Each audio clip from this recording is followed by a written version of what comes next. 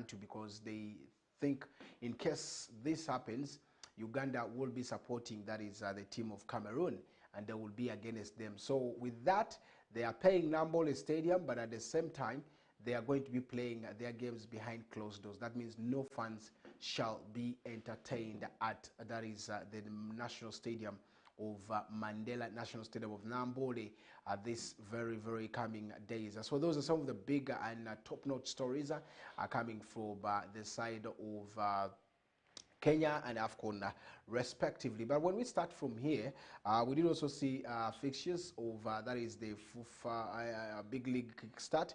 But at the same time, you did also see the FUFA, in fact, the Western Regional League fixtures or draws that came out. But at the same time, also the CAF Confederation and CAF Champions League draws also came out. Yeah, yesterday was another big one. By around this time, too, there were draws going on for this, and I'll be giving you which teams will be facing what and where exactly will they be pushing in there. Yeah, that's one big one. Now, coming back to what is called as the regional league or the regional FA.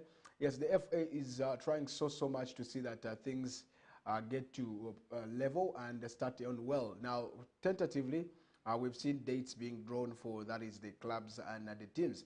Different teams in Western region have known the opponents that they are going to be facing, and that is one of the biggest things that I can confirm to you that is happening. Teams like Arua Airfield, teams like Dramachaku, teams like Pakwachi Super Eagles, Pakwachi Youngsters, teams like Nebi Central that are trying so much, teams like Araka Football Club, Leah, who are looking forward to see that they make the best way through all preparing. But of course, I can tell you, in the meantime that I've been moving throughout, I've seen that the team of Dramachaco hasn't started training, by the way. That's so terrible. The players are still in Arua. The management is yet silent. And yet the days are gone soon that they are supposed to start the trainings are going on rightly now. Those are some of the big talking points that you could be talking about right about now, because a lot of things that you really need to see that it moves on. But what exactly is happening on Dramachaco, I'm yet to understand, because the boys haven't started. The management is looking forward to see that, yes, we need to push this, but things are not really getting there. So what could be the problem? We're yet to find out and see how this will be for such a team. Now, if you look at how other teams are preparing, I'm meant to know this Independence, which is tomorrow, you're going to be seeing that the team of, there's a team called, there's a team called Dia Football Club that will be playing against the team of Araka Football Club at Boma Grounds tomorrow. That will also be another biggest talking point to look into, because these teams are all preparing ahead of the upcoming Western Regional League, and all effort and focus is to see that the teams progress to what is called the FUFA Big League, and then of course to the top tier league of the StarTimes Uganda Premier League. Now that is one big question to talk about right there. I looked at the team of Kochi Urban, who had gotten in services of different players from all angles. I've seen also Araka Football Club, who have also gotten in services of different players from the region. I've also seen the services gotten by Koboko Rising Stars, yes, and that is the stewardship of Onama Bosco now, who is going to be the head coach of the team, and of course trying to see that things go rightly for this. Not forgetting that there's also another big one to talk about is the team of Arua City, who of course up to now you did see them put up a letter or an open of course application, in fact advert, to apply for the role of a CEO, and indeed a lot of percentage of people had seen that the voting odds went so low. I'm told that yes, people did interview, and indeed their interviews went on successfully, but in selection wise The person I tried trying so much to investigate is to find out that it was Papito Devigan Muto Mohammed, who of course was the man who qualified for that is the post that was advertised. But up to now, the region, I mean the Arua city itself, has not put in any of that is has not put any post up saying this is our official CEO, but I'm told underground, the man Papito Devigan is the man, or the man Mohammed, of course, Devigan is in charge of the team and is running the team. So we shall be expecting a lot. We shall be expecting official communications coming in from Arua City. But for now, that is what is happening. They are training at police grounds, and we are waiting to see how this would probably be moving right there. And then Airfield, I'm told they are shifting their grounds because they're already in the regional league. They won't now play that side. They want to use Onduparaka's Greenlight Stadium to see that they will be hosting their games in come this season of 2024-2025 season. And that will be another question of very many people, because there are already questions are coming to me on how this will be and how this shall be for the teams. Indeed, yes, it's true. Airfield has called upon Onduparaka, and of course where they will be hosting their games, and that is going to be a very big one. So last season, Arua City was one of the teams that also was hosting games at Greenlight Stadium. We are yet to see whether that is the same thing that will be coming, because there's no notification from Onduparaka yet about who, of course, from Arua City also, to see whether they will be continuing with this. Now, those are some of the top-notch stories from the region that I can update you about right there. That was a successful also AGM meeting that went on at that is in Paida, yes, in Paida. Before, of course, this derby that just concluded, there was a very, very big one, and discussions were put. Teams were called upon to discuss on how this, of course, how the region is going to be running come this season, and how things are going to be moving on come this season. And indeed, the team of course, the team of the different teams in the region were represented in the AGM. Not only that, you also did see also Federation of Uganda Football Association, of course, doing their AGM, and of course their anniversary of 100th anniversary of existence. Now, of course, they have been here for 100. That one also happened. So these are some of the top talks that I can give you, of course, in the region about what exactly is happening and how teams are going on right there. Teams did recruitments, teams did a lot of signings, teams did reinforcements to see that they get to the best, and all eyes now get back to the teams that are ready to see that things go in the right manner to push forward. So we're waiting to see how they will be, of course, strategically pushing it there. But at the same moment, I want to say that there are very many chances that teams from the greater Nebi or Luru region, they are doing well. Because as I talk right now, there is that enforcement that has been put in the Nebi Central team.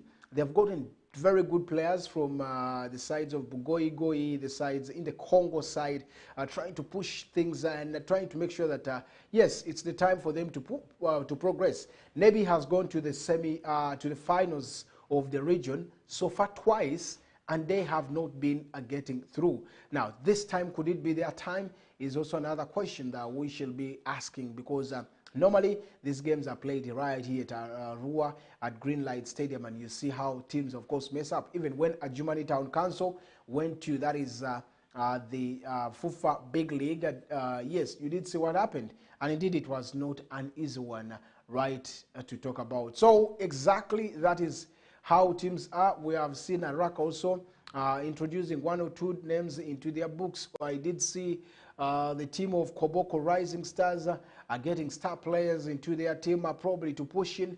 Pakwach Young Stars did have a game with, of course, you did see also them having a game with Paida in a friendly, and a game that was so tight. I saw their new boys and some of the boys who were there very outstanding, of course, trying to push things in there. So it is a process that is going on very, very well from all the teams right there.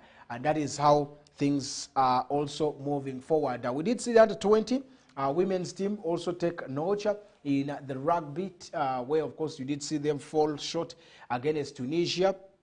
On 6th, it was a very tough one. But of course, the Uganda under-20 rugby women team narrowly lost that game to Tunisia. It was by just 3 points, by the way, in the African under-20 women's series that was held on. It was held on 4th, but they still lost that game in there. So now the preparations are going on, and Tunisia took the lead through the 16th minute to talk about in there. Despite, of course, the efforts that were put by the Ugandan rugby women's team, they couldn't really make it to impression because of one or two challenges that they encountered during the course. And however, if you look at how the coaches came out trying to make things work, their hopes were, of course, dashed when the lady by the names of Sumaya Chitimba. Chitimbo is one lady who has been so dominant in the team of, that is the rugby women team. And indeed, they tried their level best to see that this worked out. But of course, the resulting of a knock on her was one challenge that affected, that is the team, according to the coach, who of course tried saying 1 or 2. Now, this means Uganda have mounted a late, mounted a late comeback, but they will be looking forward to see that they really needed to get into that. Now, Uganda will continue to make sure that they capitalize their moments with, of course, chances that will be coming through, because Tunisia held off Uganda this side until that is the final whistle. And they have really pressed them so hard. And Uganda now has the junior Springboks women's team to play, and that game is going to be played today. Today is 8th, yes, it will be played today. So they will be looking forward to see that they get the right angles, they get the right decisions to be made. I have you with one of the sports journalists in the central region, friend called Brian Kawalia. Of course, he's a writer also with Sports Nation. They did say two things about this, because when Asaf Mwebaze was asked about his future, he said that he has no club that has yet called unto him to cross over, and indeed he's very, very okay with where he is. But in case an offer comes, of course, a lot of things that would be coming. When, of course, they spoke to the coach really addressed the rumor, saying no, he has nothing much to say, and this is where he wants to stop from. He is going nowhere, and he is yet to, unless any call, because if there's a call that comes to him, he will be looking forward to see that this is where he could be progressing. So there's nothing of that kind yet. We're also waiting to see how exactly things come, because sometimes you can refute and at last things happen. So we're waiting for how this would be working out, how exactly it has worked out.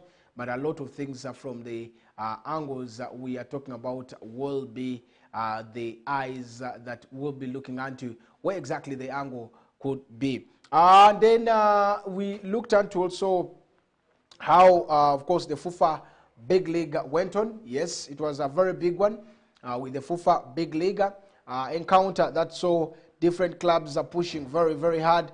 That saw, of course, teams are putting their moments to see how, of course, getting into the big league would mean for them. Let's start with Kataka. That also really had their moments throughout the season. And then, of course, we did also see the team of, yes, we did see other teams like, of course, Blacks Power starting also on a good way. Yes, we did also see the teams like, what team? The Chigezi Homeboys. Yes, Chigezi also did a tremendous job after, of course, they played, of course, a draw. I mean, they won the game. So it's so interesting that teams are doing well. Right now, as we talk, you would see that the table standing is all about the team of Chigezi leading in there. But what exactly could be the moment to talk about right now? Because the moments and the rest of the things to look about is how have teams been performing? How are the teams going on? Right now, as we talk in the big league, Chigezi leads the table with 3 points. And then we have Chiinda Boys that also won their game with 3 points.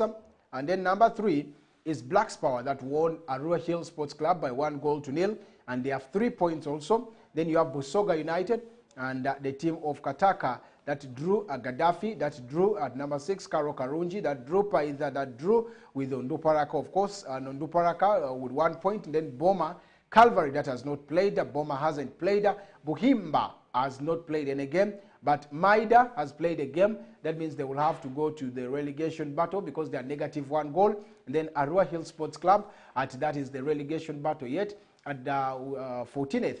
And then Ntunga Sazi right there. So those are some of the teams and moments that went on right there. But when we leave that there, let's look at how, of course, these teams are preparing ahead of whatever is happening. Yeah, let's look at the summary of results of the games that went on. This includes, of course, a lot of things. Now, Onduparaka and Paida had a very 0-0 draw that saw, of course, the team push really so much. And indeed, they tried their level best to push on how the two sides could be. A very good derby, I should say, because it brought in a lot of discussions, a lot of pressure, a lot of expectations from fans, from journalists, from every other perspective. But I want to say the game went on peacefully. It was so peaceful that even the sides, all the other, you didn't hear any fracas, you didn't hear anything. I will want to call upon West Nile that this is how derbies should be moving on, come on I mean, from today onwards.